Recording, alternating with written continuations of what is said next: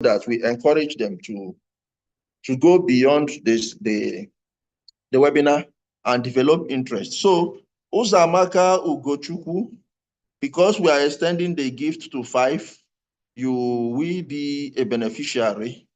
Welcome and congratulations to you.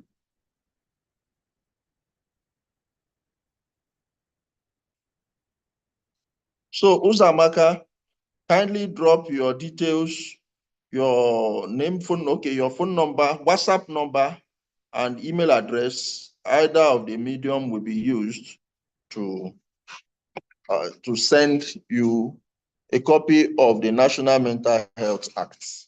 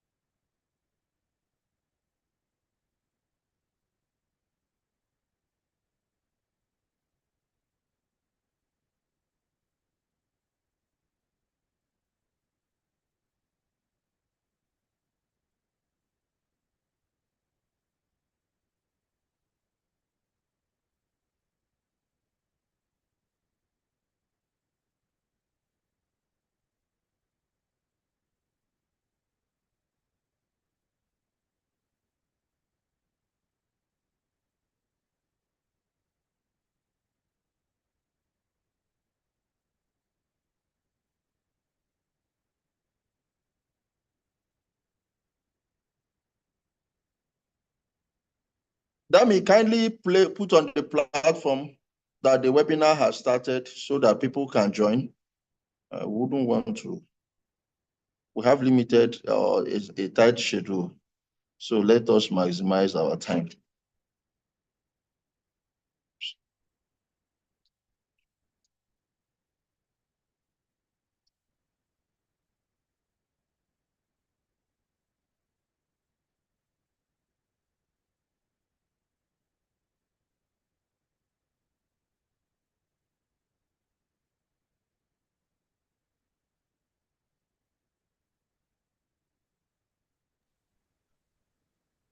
I'm doing that.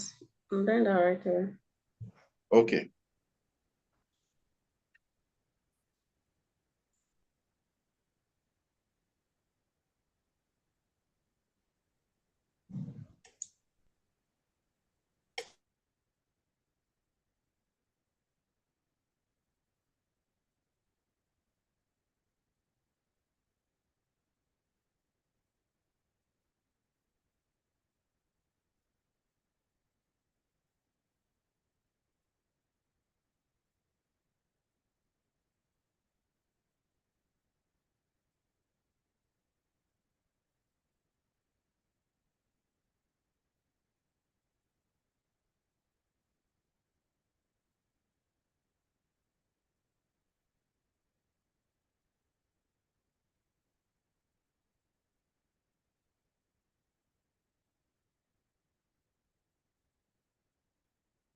Okay, welcome people. You are most welcome to the May edition of Medical Law Webinar Series being organized by the Medical and Health Law Committee of MBA Garki branch, Abuja. This is a part of our efforts to fulfill one of our mandates, which is building capacity of members in medical law practice. Ordinarily, this webinar is supposed to be a closed webinar for members of Garki branch of the MBA, but the committee thought it expedient to open it up to lawyers generally. And you need to know, if you have followed us, this webinar holds every month. So in January, we had a webinar on surrogacy practice. For technical reasons, there was no webinar in February and March. April, we had a webinar on the law, emergency treatments, emergency medical treatments and the law, looking at provisions of Section 20 of the National Health Act and other relevant laws. We also looked at Section 11, the Basic Health Provision Funds. We looked at the compulsory treatment and care for victims of gunshots, and we looked at the Highway Road Safety Act and other relevant laws that provides for the right of a patient to receive treatment in emergency situation. So this month, the month of May generally is designated by the World Health Organization as a month for mental health awareness creation. So the committee deemed it necessary to leverage on that to bring awareness of mental health to our colleagues, particularly those in litigation. All we do is read, go to court, make submissions, and in doing that, we unwittingly absorb the negative emotions of our clients. They come, you sit quietly in your office, somebody comes to tell you the woes of his marriage, the woes of his contracts, all the negativity, they bring it to your table and you absorb it. Sometimes you even take on the battle of the client, fighting as if you are the client yourself, not knowing that somehow, these negative emotions seep directly into your mind and begin to affect you negatively. So that's why we thought it necessary to put this webinar together on this subject of mental health. We have gotten the best we can get, not just the best we can get, but the best of the best. Our guest speakers, by the time they are introduced, you will understand. So they are competent in their own rights to handle this topic. So welcome. I just saw my Oga at the top. Dr. Ike, good afternoon, sir. There is no how you can escape recognition. Okay, I've not even admitted him.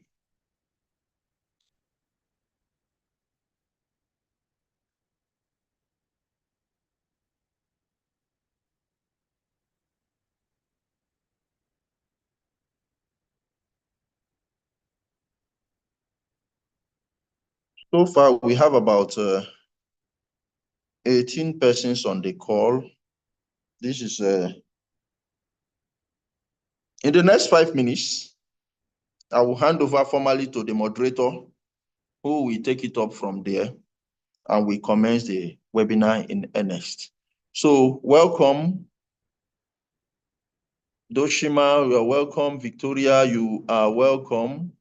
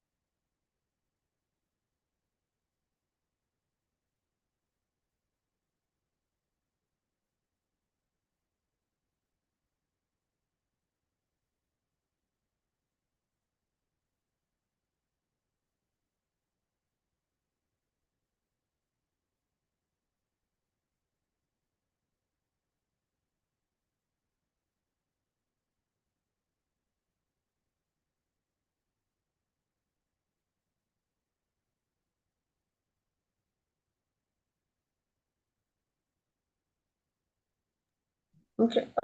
Mr. Ebenezer, did we lose you somehow because I stopped No, hearing I you? am here. I am here. I'm just sending a message. Okay. Okay, we want to work. I can see Doshima Nguswen. I hope I got that name correctly. I don't like mispronouncing people's name for any reason.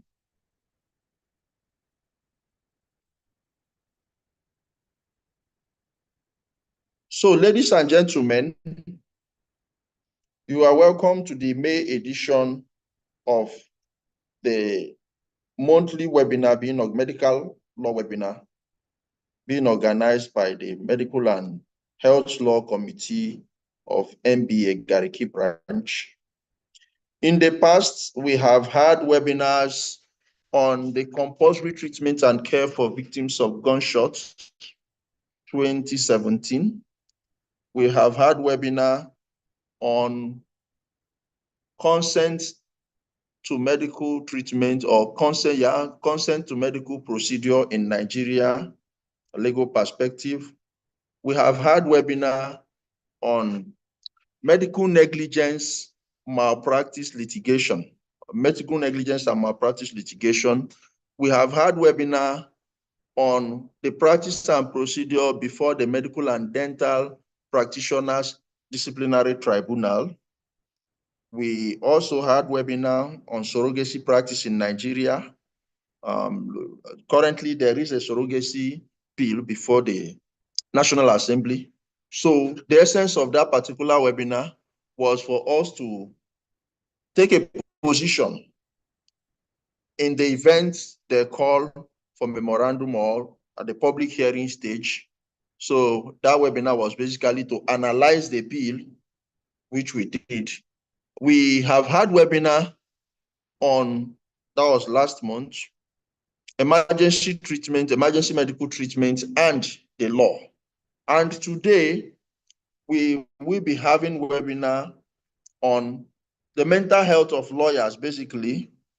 Two topics: prioritizing mental health for effective legal practice, and the second one, mental health and legal practice, maintaining a delicate balance. Those are the two topics. So I will, at this juncture, be handing over to our moderator for the day, the person of, I hope our moderator is here. Yes, I am. Okay, awesome. The person of Barrister Isioma Odega. Isioma, good afternoon and welcome. You can take it up from here. Thank you. All right, thank you, Barrister Egwatsu. Good afternoon, distinguished guests, esteemed colleagues. Good afternoon, friends. My name is Isioma Odega, and I'm honored to serve you as your moderator for today's webinar, organized by the Medical and Health Law Committee of the MBA Garki branch, Abuja, in commemoration of the Mental Health Awareness Month. So I'd like to know if everyone can hear me. Please, can you hear me? Yes, we can. Okay. Okay, can every other person hear me, please?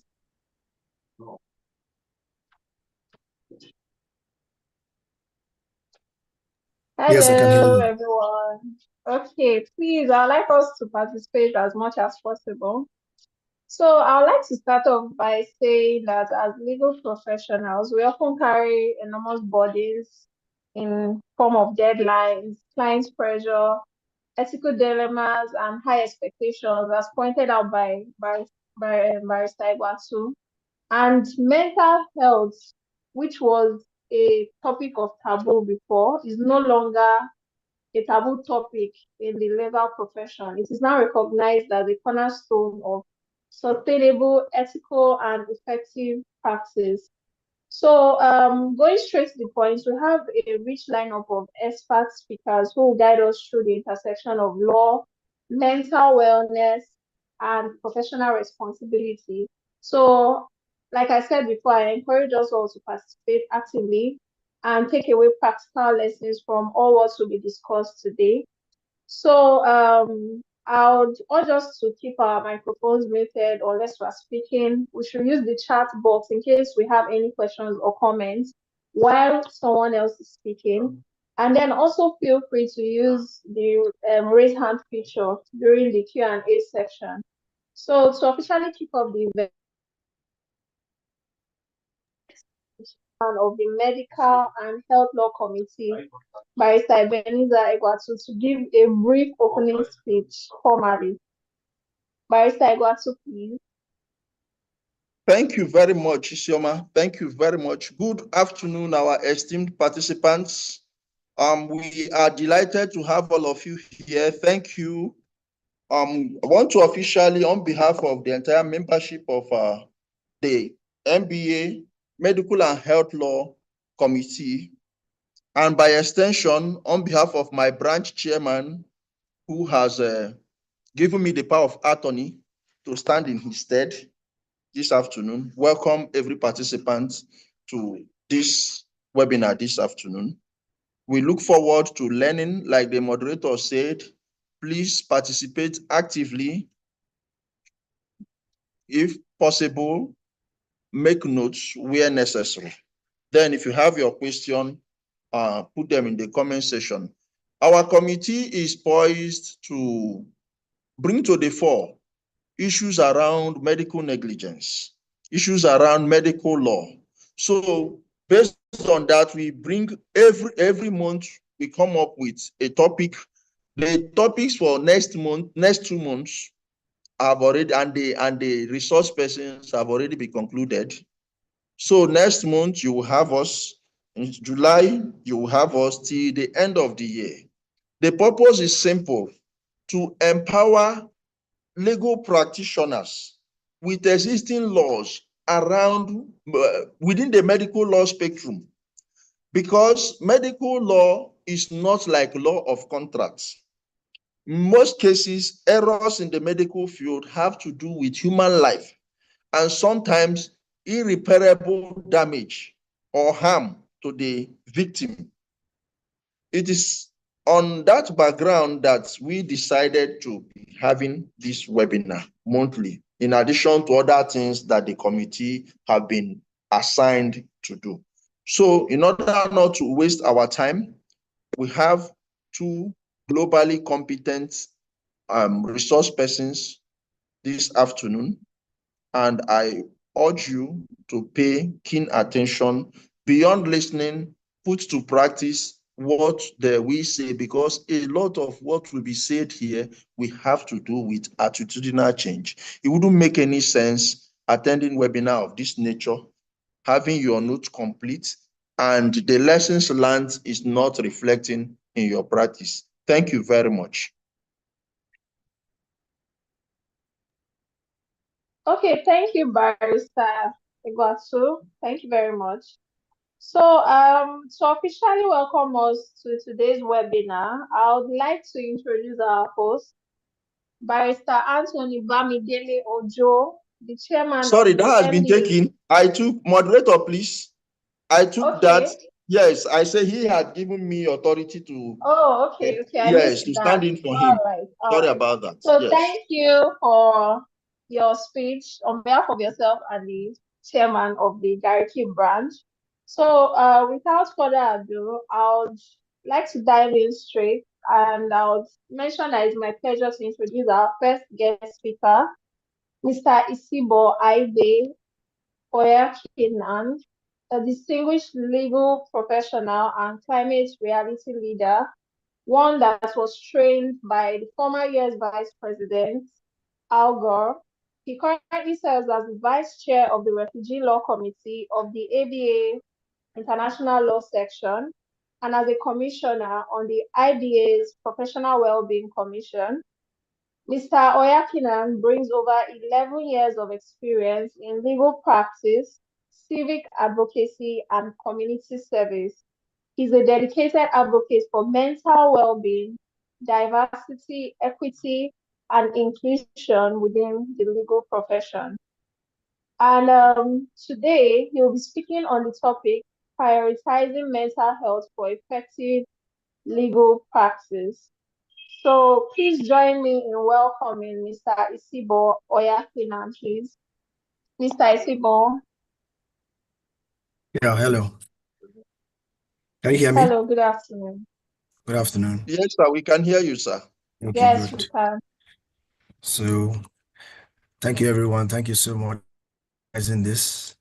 Mental health is something that we really need to talk about, and it's very important. So, I want you to take a look at the screen. I don't know if everybody can see the screen. Yes, we can. You can see a male and a female, if I'm correct. Yes, sir.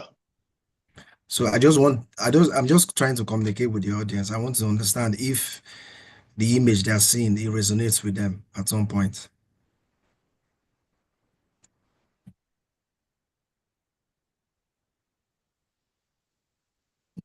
Absolutely. Okay. Thank you so much. Here we can see. So what does this image tells us? The legal profession is demanding. We have to do a lot as legal practitioners. We are unemotional. We want to be seen as tough in front of our clients. We don't want to be seen as weak. And because of the development that is happening, so more work, more designs are out there. So you have to now put in longer hours, high stress, and immense pressure. And now the order of the day. So, but is this sustainable? Can we achieve peak performance without sacrificing our well-being? It is time to change that narrative because I hear people say more work leads to more work. You're a hardworking person, you are the go-to person. So the rewards are less and the work are more. So I need us to look at this picture and say, we need to have a change on this. So I'll be going to the overview of the challenges. One, lawyers often face extensive workloads and long working hours, contributing to burnout and decreased productivity. The pressure from demanding clients and unstable economic environment further exacerbate this stress. So you see a lot of time, you have a lot of cases to attend to just because you want to make that money and you're not even thinking, you don't have a work-life balance. You just want to work and make money. That's what matters. But if you are not okay, how do you make that money? If you are not all right, how do you move forward? So let's look at the importance. The importance of mental health. Mental health is very important. It's something that we should think about this to heart, not when we are down. It is not when we first of all talk about mental health, people just feel it's a head problem. You are a madman on the streets, so you should be taken to a psychiatric hospital. Thank God for the new Mental Health Law Act that has been passed. Before it was lunacy act. That's what they were looking at you at. So if you have any issues with your anxiety, they'll feel why would you be having anxiety issues? Sometimes you want to speak, they'll say you have an anxiety issue, imposter syndrome, you're not feeling too well. You can't take an excuse from the office just to take 1 or 2 day break out of work. They will definitely say go and bring a sick leave, go and bring a medical report before you can actually be granted that. But must you wait for that point for you to be broken down?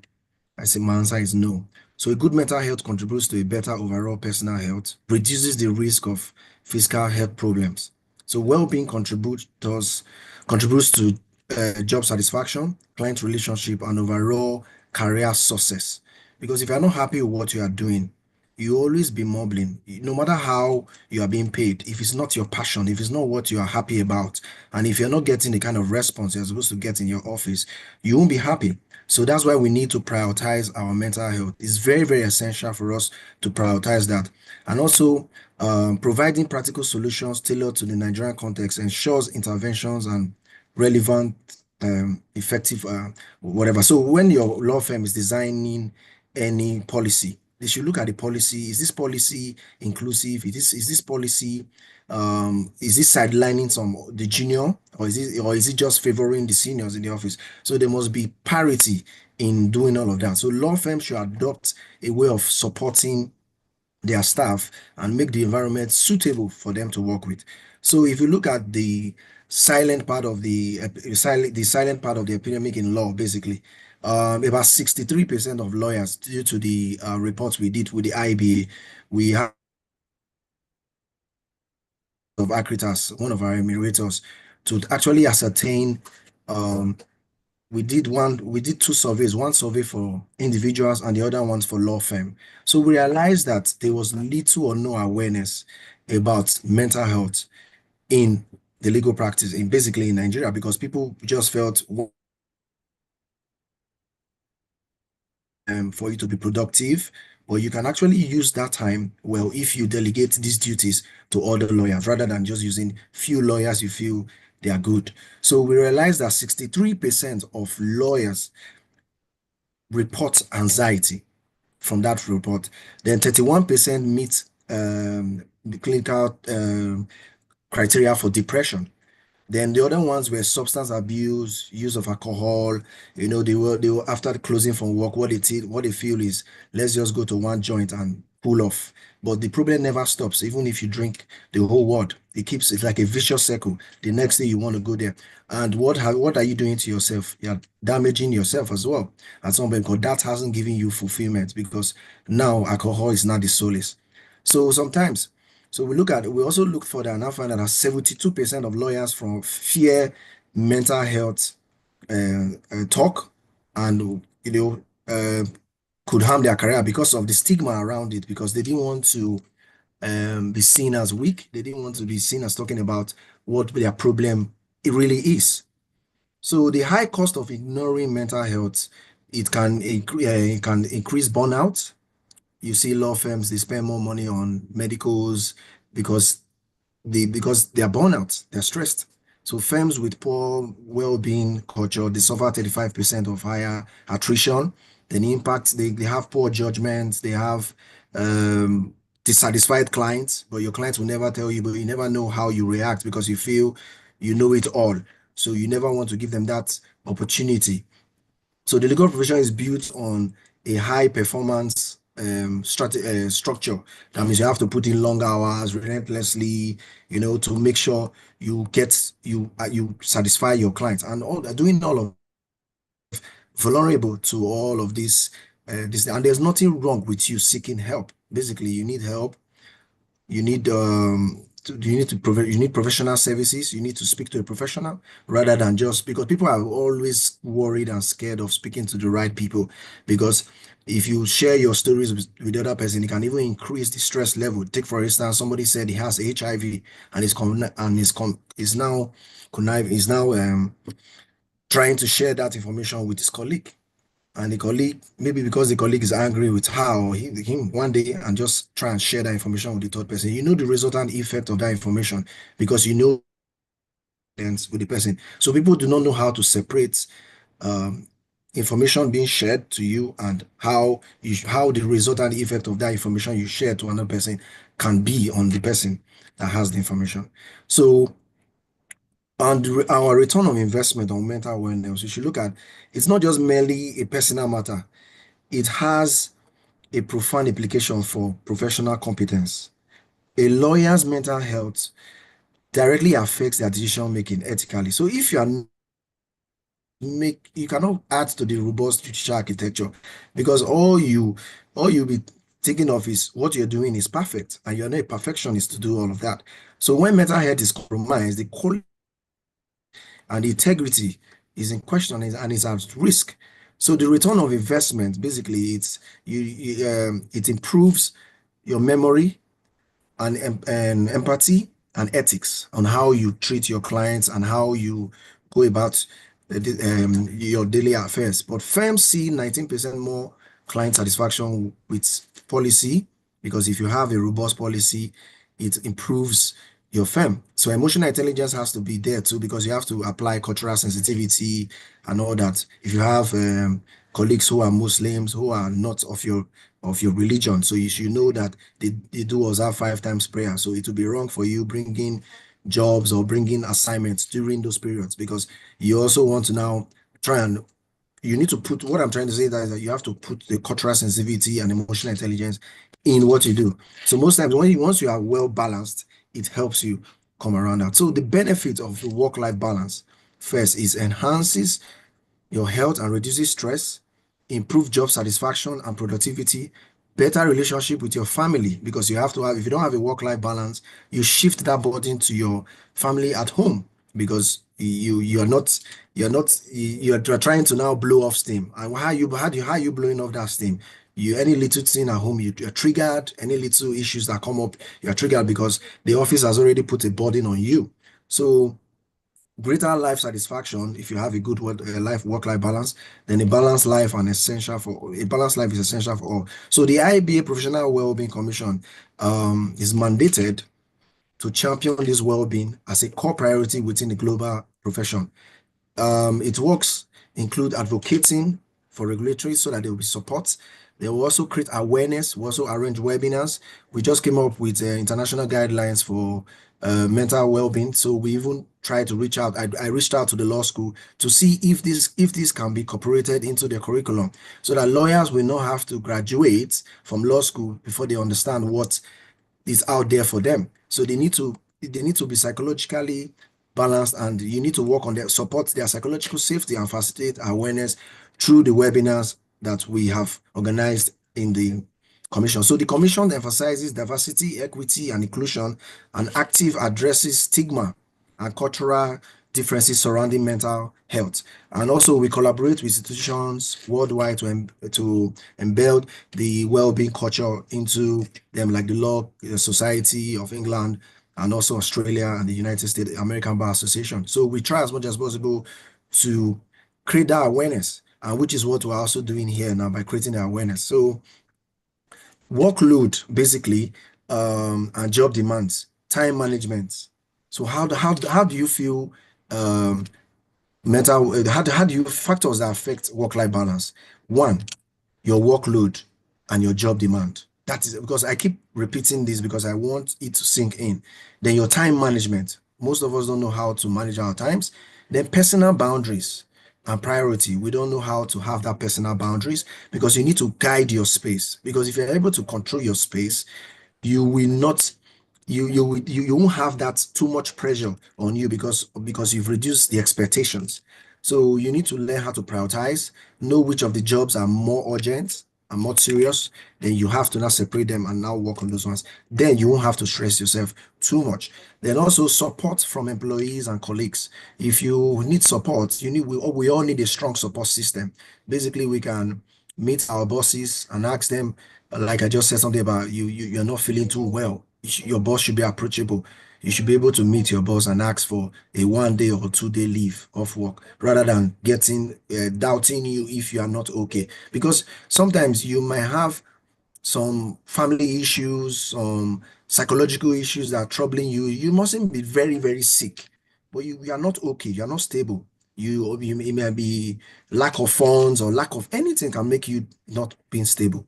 So you should have that support from your employee and your colleagues. And also understanding the factors is very crucial in creating that balance if going forward. So mindfulness also helps you in coping and also working around your mental health. So mindfulness is a practice of being fully present in the moment. It plays a vital role in maintaining your mental health by reducing stress, anxiety. People just feel anxiety is just anxiety. Anxiety is mental health. It's a mental health issue. So you don't need to have a breakdown before people feel you are not okay.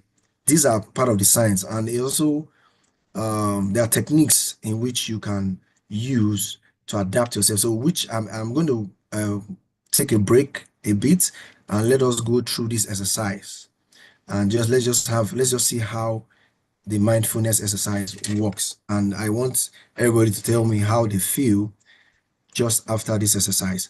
So first, I want you to find a comfortable position. You can be sitting down, you can be standing, you can close your eyes if you want to, or you keep them open. Whatever you feel that's okay for you. So take a moment to notice how you feel. Just take a moment. Bring your attention to your breath, in and out. Notice how it flows without any effort. Don't make any effort. Just notice how it flows. You don't need to change anything about your breathing. Just observe it as it goes. Now, as you breathe, count each inhalation and exhalation from 1 to 10. For example, Inhale 1, exhale 2. Inhale 3, exhale 4, and so on. If you lose count or get distracted by any thoughts or feelings, that's okay.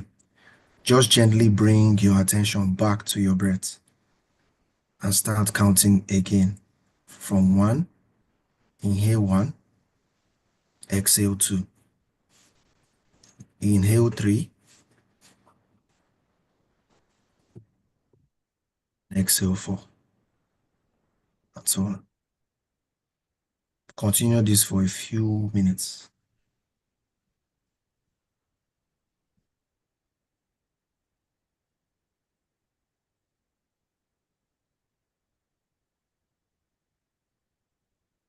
Inhale 1, exhale twice. Inhale 3 times and exhale 4.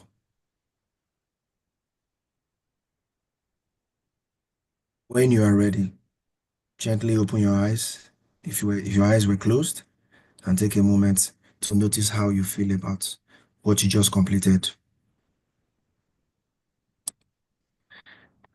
That's mindfulness.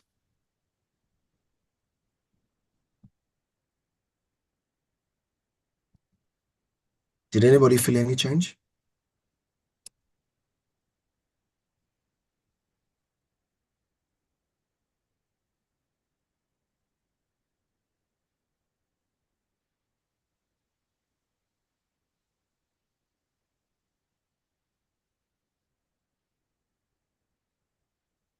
Then I feel human. Yes.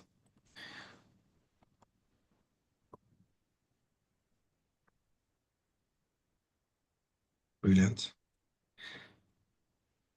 So the IBA, as I was saying, the IBA Mental Wellbeing Commission, a global force, it was launched in 2021 to tackle legal mental health crisis. It's a team of lawyers, therapists, researchers, and we collaborated with over 60 bar associations. I think the Nigerian bar is part of it. Then we have toolkits that are flexible that we could share. So we have interventions, including the landmark reports, which I will share maybe after this webinar. It's a mental well-being in the legal profession. So we did a survey, like I was explaining earlier on, for over 3,000 lawyers when we participated, over 135 countries, and reviewed 41% stigma and inadequate institutional support. This catalyzed engagement and forced where the IBA partnered with bar association law firm aim to assist. The employer's role in promoting well-being. So I want you to look at this, what your employers are supposed to know. Employers can play a significant role in supporting work-life balance by offering 1, flexible work arrangements, wellness program, encourage work-life boundaries. Then employees and employers can work together to foster a balanced environment. So I want you to look at this case study. One of the most inspiring examples of someone who achieved work-life balance and improved their mental health is Jennifer, a lawyer who used to work 80. Jennifer was constantly stressed, exhausted, and unhappy with her life. She decided to make some changes and adopt a more balanced lifestyle. She reduced her working hours, delegated tasks to her team, and set clear boundaries with her clients. She started to exercise regularly, meditate, spend more time with her family and friends.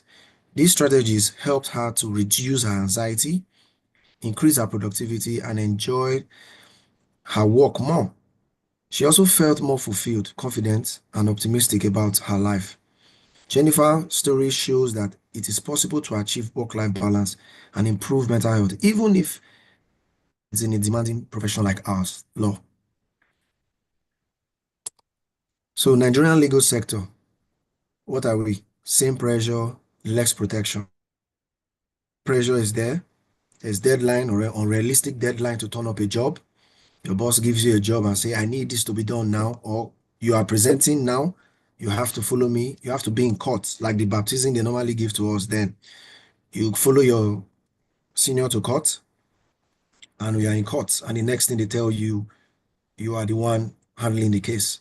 So we need to have proper mentorship, proper assistance, guiding the the guiding your colleague. I won't say junior, basically guiding your colleague to know the ropes, to understand how the profession is. So that toxic culture, we need to change from that. So low protection, we need stigma is there, lack of support, opportunity to lead reforms. So the solutions basically now that I'm proposing for the NBA basically are 5 bold actions they need to take. They need to work on mental health committees, which they already have a mental health committee. This should cut across all branch, not just basically Garki branch. You know, they should tailor the IBA toolkits to domesticate it to the Nigerian context, looking at our culture, looking at what resonates with us. And also, they should also have a lawyer well-being helpline that will help. And also have a CPD embedded mental health in training that you definitely give scores, give a certificate for that. So it encourage people to have those continuous education. So, and also award people who are mental health champions, who are mental health advocates. That should be what they should do. Organization can also practically impact steps to improve mental well-being across profession. First, they've already established the mental health committee, grassroots to the grassroots. Then they should adopt this toolkit that I've also mentioned. That will also help. So creating a supportive working environment will help foster a work environment that values well-being and work-life balance should be there. There should be a culture of work-life balance, not just giving people time to turn up or jobs, just stressing them out. So engage regular feedback, see how your colleagues are doing, engage them, if possible, ask them how they are doing. Make sure you genuinely care, not just asking to tick the box. There should be a mechanism in which you use to evaluate if you are even doing well. Because if you see somebody that's performing very well and is kind of lagging, you should be able to ask that person or confide or even provide therapy for that person. So policy recommendations for firms, implementation and all that, that should be what should be considered as well. So my call to action basically now is make this our legacy. Mental well-being is a legal imperative. We owe it to ourselves and the next generation. So NBA Garki can lead nationally and inspire continually. So I want to thank you all. Thank you very much for your time and your attention. It's been a privilege to share these insights. Please feel free to reach out anytime. And if you have any questions, because I wanted it to be more conversational, and I look forward to having more questions, and maybe then we can we can address more issues. I understand whatever I've said here might resonate with you 100% at some point, but I want us to go outside of this. And if you have any questions, let's address it and let's see how it goes. Thank you so much for listening. All right, thank you Thank you, so much. sir. Okay. Proceed, moderator. You can go ahead. No, go ahead. I thought you were not there. Okay. Thank you so much, Mr. Kenan. Thank you. Your presentation was very relevant and thought-provoking, and your perspective, I'm sure, reminds most of us that promoting mental wellness is not optional, but is essential for the future of the legal profession. So, anyone who has questions, you can either drop it in the chat or hold on a while because we want to take all questions at once. So, in the meantime, I would like to introduce our second speaker. We have Dr. Sadatu Adamu, a highly respected mental health counselor, educator, and advocate with over a decade of experience promoting trauma recovery, mental wellness, gender inclusion, and educational reform across Africa. She's the founder and executive director of Secure the Future International Initiative, that's SCDF, and currently serves as president of the Psychotherapeutic and Counseling Research Institute, West African Regional Director of AMHROA, and managing director of Mesa Legado Limited. Dr. Adamu holds a PhD in educational guidance and counseling, as well as an honorary doctorate in management and leadership. She's a fellow of several esteemed institutes and a published author, contributing significantly to mental health awareness and digital safety for children. And she'll be speaking on our second topic for today, which is mental health and legal practice, maintaining a delicate balance. Please help me welcome Dr. Sadatu Adamu. Dr. Adamu, please.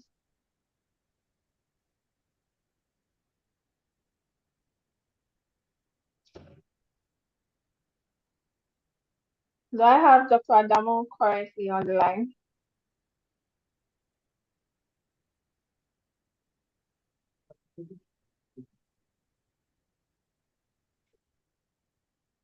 Yeah, she's on the Okay. platform. She's on the call. She's trying to unmute. Damilola, please make Dr. Adamu a co-host, please. Make Dr. Saada to a co-host. Thank you. All right. Okay. Okay, yes. Thank you very much. And good afternoon, everyone. Thank you to the organizers of this very important topic. I mean, for me, mental health is everything. It's everything to me. I can't have any conversation without talking about, mental health. I can't write anything without seeing it from the perspective of, mental health. So mental health is like everything to me. And I want to say thank you for giving me the opportunity to be here this morning. Is my slide going to be shared, please? It will be shared. We are making that arrangement, but you may proceed. Okay, so We'll I can share it. proceed. Okay, Yes, yes. proceed. Yes, and thank you to the speaker, the first speaker. Thank you so much for, that presentation. But I'll be looking at it from, a practitioner's perspective, because I feel like it's important for us to, strike a balance, especially when we're having conversations around this place. The most important thing is to get everyone to be able to manage him or herself, wherever he finds himself, especially when it concerns his job. So basically, I'm going to start the slide with an introduction of overview of mental health and legal work. We're going to be looking at a few statistics, and survey, and then we'll also be looking at the emotional and cognitive demands of legal practice and why mental health matters in legal profession. That's what we'll be doing today.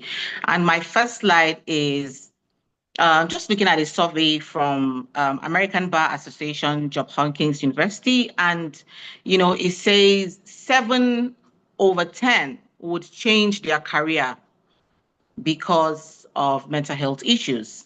And it says suicide rate is double than that of the general population. So it means that with lawyers, suicide rate has gone really high. And then it also says 18% of alcoholics now, you can say that lawyers are also tilting to that space where they're struggling with alcohol use. And it says 33% are diagnosed with mental health disorders. And of course, 3.6 times more likely to suffer severe depression. So that's where, or what happens to lawyers in their space. Now, let's look at mental health. Of course, I know a lot of us have been, reading through mental health. We all understand what mental health is. And so I wouldn't want to go through the WHO definition of mental health, but I would just like to describe mental health in 3 words. Mental health is how we think, feel, and act. And every one of us is a driver of these 3 things.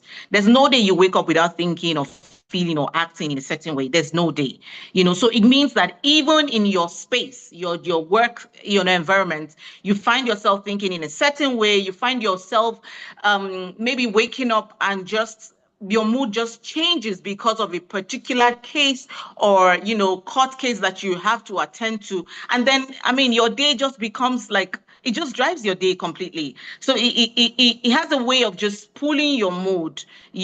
So basically every one of us think, we feel, and we act. So it's important to just, look at it from that perspective, so that we're not, looking at the psychological, emotional, social, all of that, and, thinking big about it. Mental health is how we think, how we feel, and how we act. Now, there are common mental health challenges in legal practice. The first speaker mentioned, he kept on talking about burnout.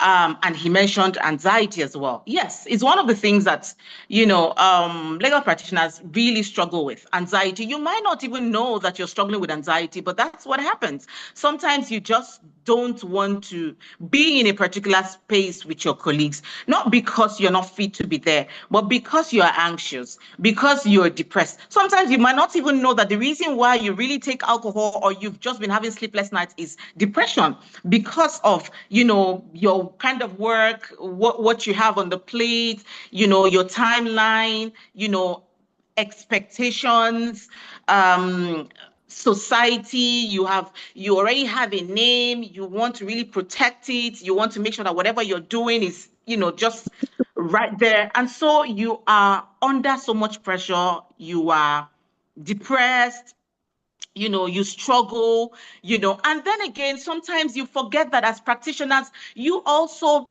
carry so much from your clients, because sometimes your clients come to you and they share stories. Oh, this was how, and I just want to give an example. So this was how this person hit me, or this was how they robbed me, or this was how I was raped, and all of that. You carry the secondary trauma from your clients, because most of the times when they share their experiences with you, you just feel like they're telling you stories. But to be honest with you, it has a way of just sitting somewhere in your system. And so you're already carrying that. Now imagine a whole year, you have like maybe, let's say, 100 clients in a year, and then 50 of them are probably having stories around gender-based violence, having stories around robbery, criminal issues, having stories around, things that are just have a way of just staying in you, and then you practically just carry them around and you think about them.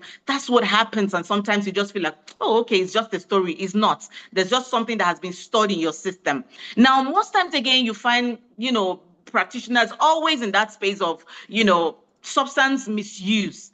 Like, you have to take this because you have a deadline, and so you're just quick, to, oh, I need to take this for to be able to sleep, or I need to, take this to be able to be awake so that I can, do what I'm supposed to do. I can't sleep. I've not had a good sleep for 3-4 days because, I just have deadlines and all of that. And you find yourself taking substance that you truly don't need. Most times you take them because you just want to be awake for 3-4 days. But then again, you become used to them, and then you become addicted to them. So those are the things, that most lawyers struggle with. And then again, work-life balance. You don't want to understand that work is totally different from your life balance. I mean, that you are, a legal practitioner, that you have a name to protect, that you have things that you have to do for your clients. You have to pull that aside and know that you also need a life. You also need to strike a balance. You also need to know when it's time to say no. You also need to know when it's time to say, I need to take a break. You also need to know when it's time to say, I need to rest. So it's important, for lawyers to always put themselves in that place of check. You have two things, which is your work and then your own personal life. You need to strike a balance. Yes, expectations are high. Everybody wants you to be there, do the right thing. But I mean, life is about you. If you're not there, work goes on. I mean, how many lawyers have gone and, work is still on, so it's important to prioritize yourself as much as you also want to make sure that, you keep to your work. Now, mental health in the legal industry.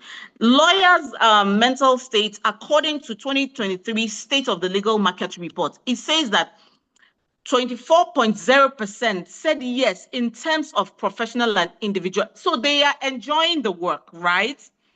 But then again, half again said 41.1% said, yeah, they're making the money. So they like the fact that at least the money is there. Okay. And then another survey says, are you considering leaving or have you left the profession due to mental health, burnout, or stress? 15.4% said yes in terms of professionalism and individualism. So yeah, in terms of professionalism and individualism, they're okay. They might just leave the job. But because of the little money that they make, 26% say, oh yeah, they would rather be there because I mean there's still, something that they make out of it. Now, does your workplace foster reward or normalize maladaptive behavior? 9.6% said yes in terms of professionalism and individualism. And then 23.4% said yes in terms of financial worth and availability. So it's important for you to always look at, this space, the surveys that are out there, and know where you are, because it's important to strike a balance. You are very important. As much as you're making money, you're very important. As much as, you're able to get all the good names, the accolades, all the awards and everything, you are very, very important. And so when you're not there, life goes on. Nobody really cares about, anything. Now, roots causes. There's always the high stake responsibility of a lawyer saying, or a practitioner saying, I already have a name, so I need to really protect it. I can't lose this case. So it doesn't matter how far I'll go. I'll make sure I do it, and so you keep pressing and pressing, not minding, all of the things that you're struggling with. You focus about the gain. You want to be sure that the impact is so high, especially on individuals. You are worried about what society will say concerning your organization. And so you just don't want to lose the case. So you do anything, you go any length, you just try everything that you can to see that you're out there. But you forget that your health is also very important. I will say it again. If you're not there, work goes on. Nobody really cares. Long working hours and heavy caseloads. That you've not slept for 5 days, 6 days, 7 days, yet you have more and more and more on your table. You really don't care about your health. You don't care about the family. You don't care about the children. You don't care about anything. You just want to focus on that work. Exposure to distressing content. Sometimes your clients will come with some kind of content, blurry, blurred, all sorts, but you really don't care. You just want to go ahead and do the job. These things have a way of just getting stuck into your system. Now, trauma is one major thing that happens or takes place when you find or you expose yourself to distressing content. Because the first thing that happens to your body when you look at those contents, it sends signal already. So somehow your body has saved some kind of negative content in your system, which is that traumatic thing. And it's really going to haunt someday. It might not haunt you right now, but it's waiting somewhere in your system. Just waiting for one day, when it will strike. Now there's so much pressure to perform and win. Everybody wants to just be, a winner. Everybody wants to be at the front line. Everybody wants his name to be out there. And so the main focus of paying attention to your own body isn't there. The lack of mental health conversations in the law firm. It's very important to normalize the conversation. I mean, what's wrong if a lawyer comes to the office and says, I've not slept in 2-3 days, I feel like, I'm having severe headache or migraines, and I think it's just attached to stress. What's wrong in that? There's nothing wrong in normalizing the conversation, because until we normalize the conversation, it'll be difficult for, these conversations to keep going on. And then, we also curbing that, stigma attached to it. So it's important to normalize the conversations. Now, the impact is, sometimes because of what you might have seen, what your body has saved, the first traumatic experience, the secondary trauma that you've saved, you tend to not judge rightly. You tend to, take decisions or make mistakes when you're taking decisions. You tend to not even work productively, or you tend to not even be satisfied with your job based on the impact of what your body has saved long before now. Those things, they won't just play out that minute, but it has a way of just, playing out. you just find yourself struggling and not wanting to be in the space of your colleagues anymore. You just don't want to be, you're irritable. Every little thing just gets you angry. You're so strained. You can't even keep relationships. You struggle with having normal conversations, having friends in your space because of the impact of the heavy workload, because of the impact of, the secondary trauma, because of the impact of those distressing contents that you might have saved in your system. So it's important to know that, all of those things that you see, they have a way of just saving in your system or storing themselves in your system, and it plays out somehow negatively. Now, let's just look at a case study. I said it's an overwhelmed advocate background. Okay, so talking about a barrister who is 34 years, a litigation lawyer at a mid-sized legal firm in Abuja, known for her competence and dedication, right? For her competence and dedication. And she routinely handles high-profile cases involving sexual violence, child custody, domestic abuse, and others. Over the past years, she has taken on increasing workload due to staff shortage. Now, working 14 hours with barely any breaks. That's what she does every day. Now, some of the signs that she experienced and didn't even know, was becoming so withdrawn and irritable. But she didn't know that there were signs of what she has been doing, her kind of, case that she's been handling for a long time. She begins to withdraw, doesn't want to talk to anybody, struggles with relationships, becomes irritable. And, that has been the case for her. And she often forgets deadlines. So she's now not doing what she's supposed to do as she has always done before, which is her deadline. She's not meeting them anymore. She avoids client calls and experiences frequent headaches and insomnia. So during a recent court case, she broke down emotionally while cross-examining a survivor of abuse, a situation that triggered unresolved trauma for her own work, from her own past. That means that even as practitioners, right, you also have your experiences in the past. And sometimes your work can also get you to remember or take you back to what you've forgotten in the past.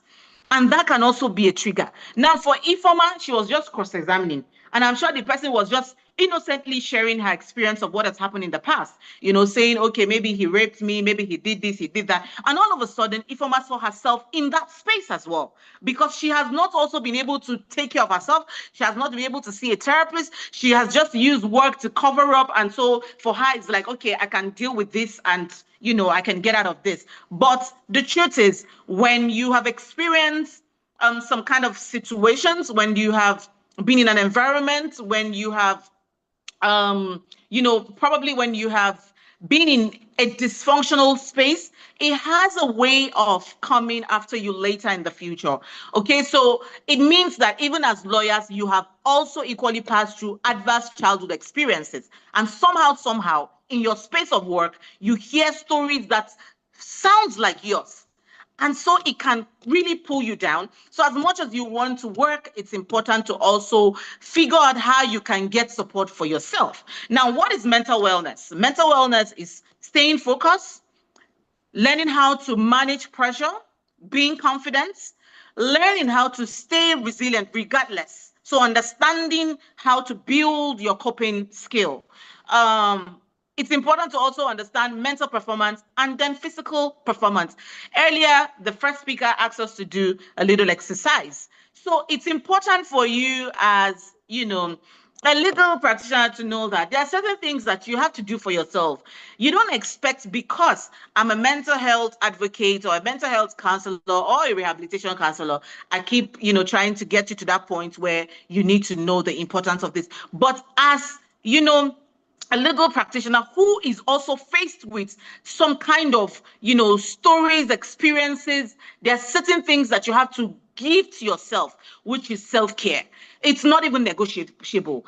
It should be on your top priority list. You can't just do without caring for yourself. So you have to be on top of the list as much as you want to, help others, but you must also look at yourself. I mean, how am I doing? Can I really say that I'm doing well in the last 1, 2, 3 months? What has changed from the last 5 months? What can I do? What was the last case that came to me, and how was I able to handle it? So what did that do to me? I think from that last maybe case, I started feeling a certain way. What can I do? Do I need to take a break? Do I need to talk to someone? What can I do? It's important for you to equally assess yourself because you're also experiencing certain things. Now, legal frameworks and mental health. Lawyers, as mental health advocates in the society, should be able to defend clients with mental illnesses.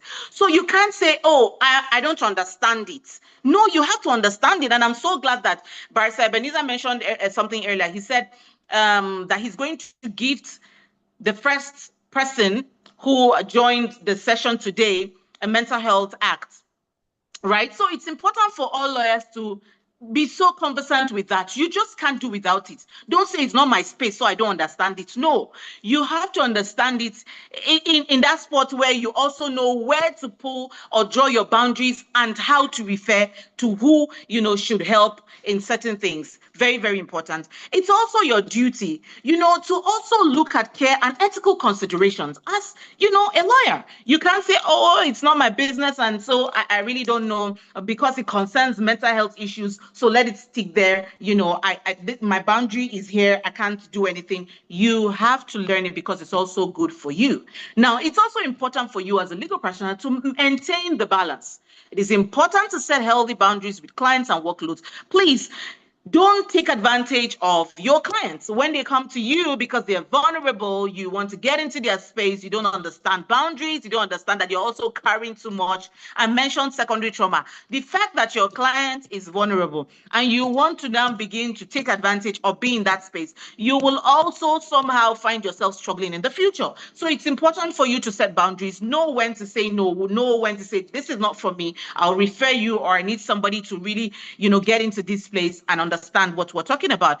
It's also important for you as a legal practitioner to understand emotional regulations and stress management techniques. You have to understand it. There are some stories that you hear sometimes and you're so upset, and you be wondering how this is happening, how we got to this place, why didn't the person do that? It's not about you, it's about the person. And so you have to understand emotional regulations and stress management techniques. When you begin to experience that this story or this case is making me feel a certain way, you have to take a break. You have to understand that you have to learn to regulate and manage, things that come to you, especially when it has to do with your body. It's also important to get to that place where you have someone that can, supervise. This is way beyond me, or I'm already feeling sick, I'm already overwhelmed, I can't do this. Let me look for someone so that we can look at it together. It's important to always find a way to also, debrief. Is also important to have a peer support program. As lawyers, it's important to talk about things, share it with your colleagues. Look at who has experienced a certain thing based on a particular case and what they did to be able to come out of that situation or what they felt at that point. It's important to talk about it. So it means that it's not just having committees, but it's also setting peer support groups where people can share experiences of certain cases that have made them, to struggle, whether it's through anxiety, depression, or whatever, so that you can understand how the other person was able to come out of a situation, and then you also can, get yourself out of that. It's also important for you to seek therapy or counseling. Don't say I'm a lawyer, so I really don't need counseling. I mean, why should what? I mean, I understand this very well. I know what mental health is all about. No, you need therapy. There's nothing wrong in asking for help. I mean, asking for help simply says that you are even very strong. It doesn't, make you feel like you are weak. It says that you're strong, because how many people can truly ask for help? So it's important for you to ask for help. By the way, when you ask for help, you are maintaining and also striking a balance. So it's important to do that. Now, it's also important to promote the mental health policy in legal firms. Please, let's continue to look at how we can integrate mental health policies into our already existing policies. Let's see how we can review the policies that are out there. Let's see how we can truly work so that we're able to support everyone. Now, organizational responsibility is important to create a mental health friendly work environment. Very important. Why should a lawyer, because he's a lawyer, not be vulnerable? Why? Why can't he really say that he's struggling? Why? Why do you think that, because you are in this space, once you share your experience, someone will just take it up, someone will laugh at you? No, we have to get to a point where the space is conducive for people to share their experiences. Let it be a healthy, friendly environment where people can truly come out and share their experiences. It's also important for organizations to provide access to mental health services. It's important to know the organizations that are providing mental health services, so you can collaborate with them, you can partner with them, so that you know when to refer, anybody in your space that is also struggling with mental health issues. It's important to train staffs and partner with mental health literacy. I mean, what we're doing today, to be honest with you, I am so happy that this is happening, because until we keep creating awareness, until we keep, talking about this, until we educate and train ourselves, it'll be difficult to know what to do when we're faced with certain things. And then it's also important to encourage open conversations around mental health. I mean, and so what if someone is struggling with anxiety? Why should it be something that, someone would not want to share? If someone is struggling with depression, why shouldn't you share? Especially if you are in that space. Until we normalize the conversation, a lot of people will not be able to talk about, what they're going through. So it's important to normalize the conversation. A new Business Day data on number of law firms with innovative health and well-being policies 2022. Now, this research is a Nigerian, based research. And it says that there are firms with innovative health and well-being policies, but they only have 30% of them in Nigeria. And then he also says firms with basic health and well-being policies are about 50. That's basic. But firms with no clear health and well-being policies are like 20%. Why can't we move to 60% where we can have firms with innovative health and well-being policies so that everybody is being carried along? So it means that so many firms have been operating under the basic health and well-being policies. But can we be more innovative so we can move, from 30% to about 60%? Yes, we can do that in Nigeria. If we're talking about mental health issues every day, why not? It's important to do that. Now, personal self-care and practices. The first speaker mentioned mindfulness and meditation. It's very important for you as, a legal practitioner. You have to understand that mindfulness and meditation is important. It's about you. It's not about anybody. I'm sure when we were having that exercise earlier, you were not thinking about the cases on your table. You were not thinking about any timeline. You were just focusing on the breathing exercise. And so there are moments where you should put yourself in that space and enjoy your body, because you need it. It's also important for you to also understand lifestyle. Eat good food. Don't say, oh, I've not eaten from morning to evening. I've just drank water. In fact, I had just biscuits. I've been working. I have deadline. I need to meet up. If you're not there, work continues. Oh, so many lawyers are gone. So many are lying down now, not doing well. So it means that you have to prioritize your health. It's very important, because if you want to give, then you must be healthy enough to give. So you have to be at that point where you remind yourself that you need to eat well.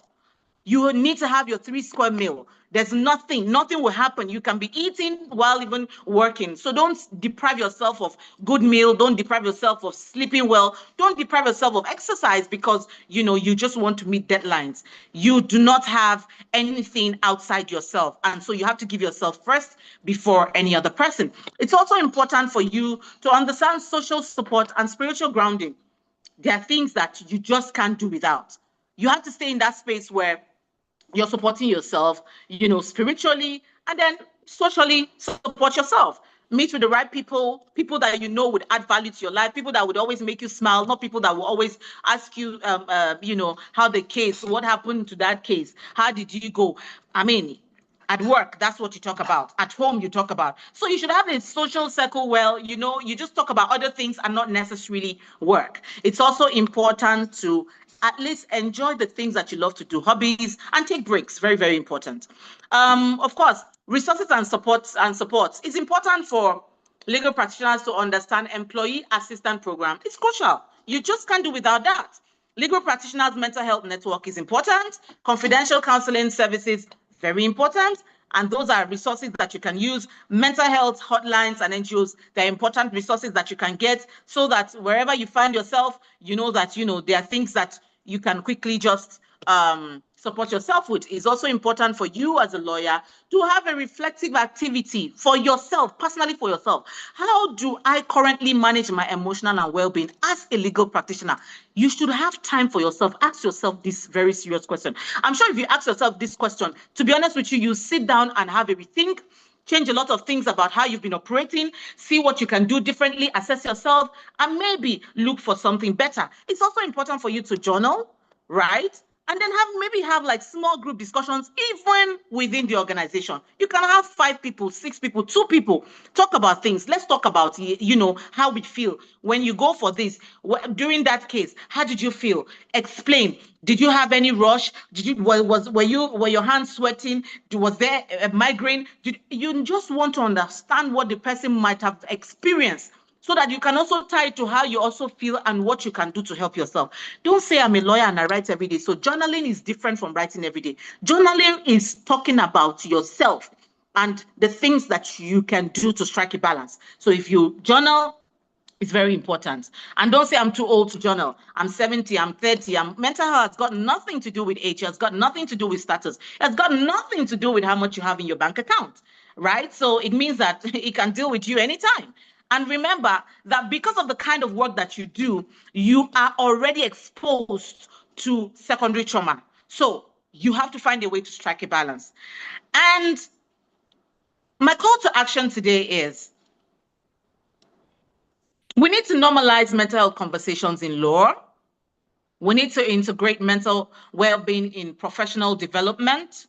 We need to lead by examples. Let's not talk about it. Let's be advocates of mental wellness. Let's talk about it. Let's create awareness. Sometimes creating awareness does not necessarily mean that you need to take a plug, you need to go out, you need to go on TV. No, even from your phone, you can just write something about mental health. You do not know how many people are watching. You don't know how many people you might have saved. You don't know what you're even doing to yourself. So it's important for us to create awareness, us. Then it's also important for us to contribute in policy reviews to capture the mental well-being of individuals. Until we understand our place of work, how we can capture, the policies that will protect or support our people, it'll be difficult to also see that we're doing a lot around mental health space. And so it's important for us to make sure that we're in that space doing what we can do. If, you are a child rights advocate, then it means that you also have to find yourself in that space where policy reviews are being, done. So you're able to lend your voice. You're able to also see what you can do to support. Until we do that, we'll continue to talk about things and they will not change. Policy is the only thing that helps us to change a lot of things, because we know then that, yes, we can hold the government accountable, or we can hold ourselves accountable, or there's something binding. If we don't do that, it'll be a struggle. We'll just be talking about it and, nobody will really take it seriously. And my closing quote is, you are exceptionally good at your work, right? But you cannot pour from an empty cup. You have to care for yourself. If you don't care for yourself, you will do well, but not as expected, because you would continue to make mistakes in between, because of the traumatic experience, because of secondary trauma, because of those contents that you have exposed yourself to. So on this note, I will say thank you so much for giving me the opportunity to be here today. And remember to strike a balance. Remember that life is about you and not about any other person. Remember that as much as you want to give your best, at what you do, you also have to give your best to yourself. So on this note, I'll say thank you very much, and I'm available for questions. Thank you so much, Ebenezer, for this opportunity. Back to the moderator. Thank you. All right, thank you, Dr. Adamu. Thank you so much. Your views were very insightful, and I think I picked a thing or two about mental health and how to balance it for myself personally and professionally. So at this point, I'd like to welcome Barrister Ibuatu. Barrister Ibuatu, please. Okay, thank you very much. A huge thanks to our two wonderful guest speakers. I would like to put it on record. I saw a question on the platform, on the chat post, where someone asked whether lawyers are advised to go for therapy, that she knows someone who quits practice of law or litigation, basically, because the person was doing a lot of matrimonial causes, dissolution matters, and it began to impact her negatively. So because of that, she stopped litigation practice. So her question is whether lawyers are advised to go for therapy. Well, before today, the committee pleaded with Dr. Saadatu. She's a trained, qualified psychotherapist. I vouch for her competence. Now, I pleaded with her to say, please, ma, can you give us reduced consultation sessions?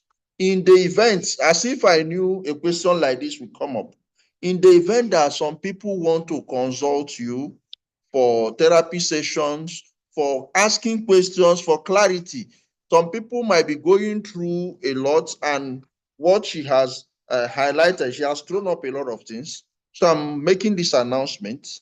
If you are interested, there will be a drastically reduced fee for you as a lawyer, saying that you are coming from this platform. You don't go and call your brothers in the village, because somehow we like abusing opportunities and we think we are doing favor to the people we are bringing. No, this consultation is strictly for lawyers. You have to be a lawyer to take advantage of this. She's going to give you discounted consultation if you want to consult with her specifically for mental health. Just say you are a lawyer, you participated in her webinar at the MBA Garki platform, then you take it up from there. I needed to put that out. Then if there are questions, the facilitators that are still here with us, they are more than willing and able to take questions. We'll just do that in 5 minutes. We have really overshot our time. We'll I quickly think do that in 5 minutes. I think Yes. sorry.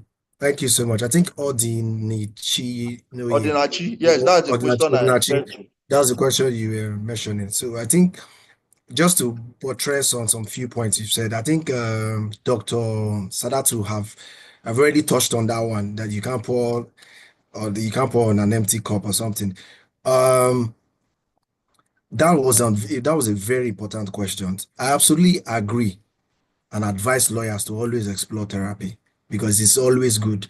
So if you look at that lady that said she doesn't want to be hearing or taking briefs, especially when they have to do with family or criminal related, for her to just push herself out of it, that is a bold step.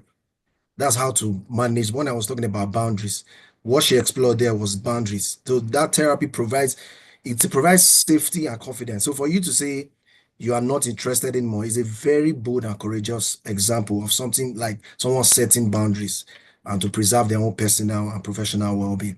So I always advise that therapy provides safe and confidential space. Most times, they say speak to people. You have to speak to people that you trust, and you have to speak to a professional, not just anybody. But sometimes it's good for you to share. Our problem is a lot of us, when people come to us and ask for help, maybe they are trying to share their problem.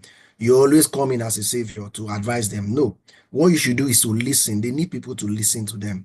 And if you look at it most times, take for example, 80% of people you share your problem with, do they actually solve your problem? Sometimes. You just need that listening ear. They listen. So if you're not even careful, it becomes gossip. It becomes a topic for other people to discuss about.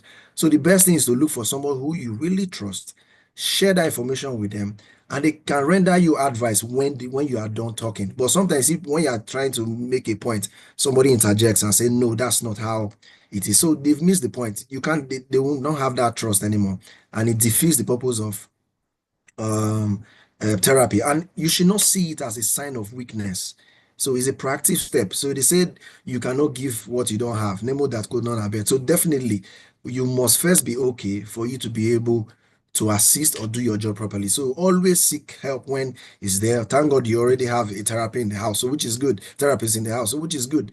So you should explore that medium. I was even suggesting that the MBA Garki branch should partner with partner with NGOs or whatever organizations that offer pro bono service as well, and also paid service, subsidized paid service. So if sometimes when we don't pay for something, we don't value it.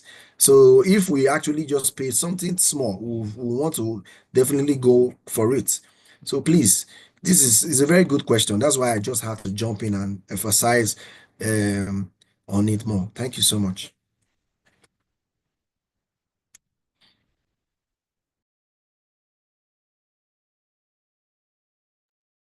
Thank you. Thank you, Mr. Ackerman. Okay, please, do we have any other questions or even ideas, suggestions, contributions?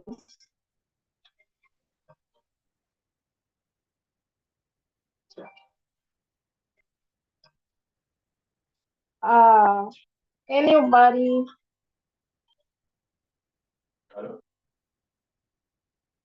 Okay, I want to assume everyone's questions have been answered or everyone is clear on everything we've spoken about today. Okay. So I would like to take should I say the permission of Marista Iguatu for us to proceed to the closing remarks if there's no other question.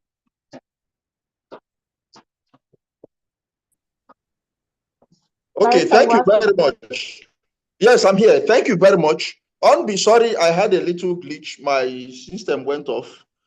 On behalf of Garki branch of the MBA, stepping into the shoes of my chairman, who is unavoidably absent, I want to register our profound gratitude to our esteemed guest speakers.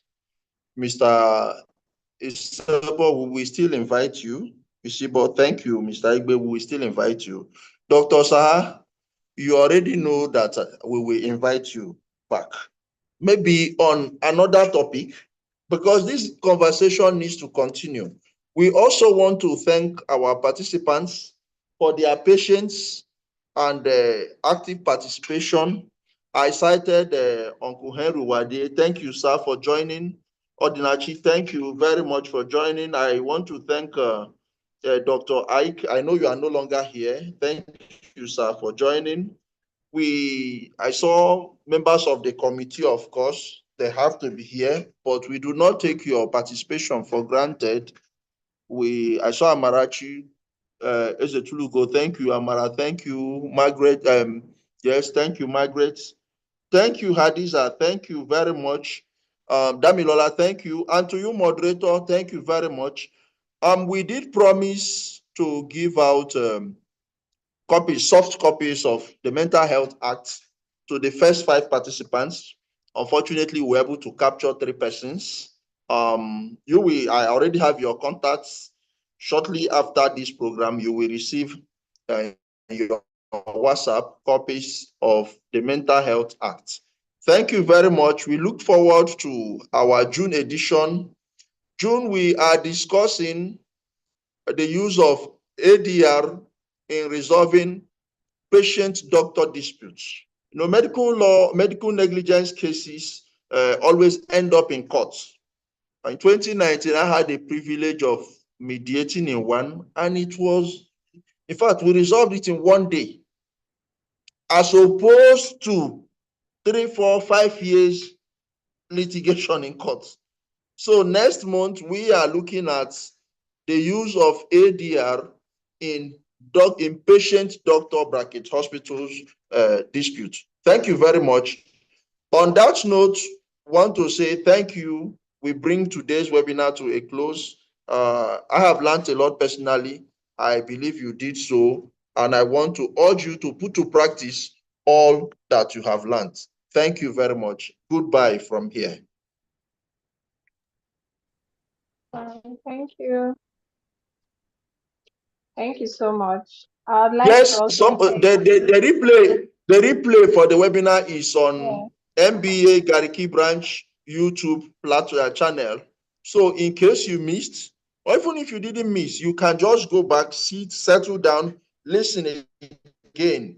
You can catch the replay of the webinar on the MBA Garki branch YouTube channel. Thank you very much and goodbye. Thank you. Bye. Bye.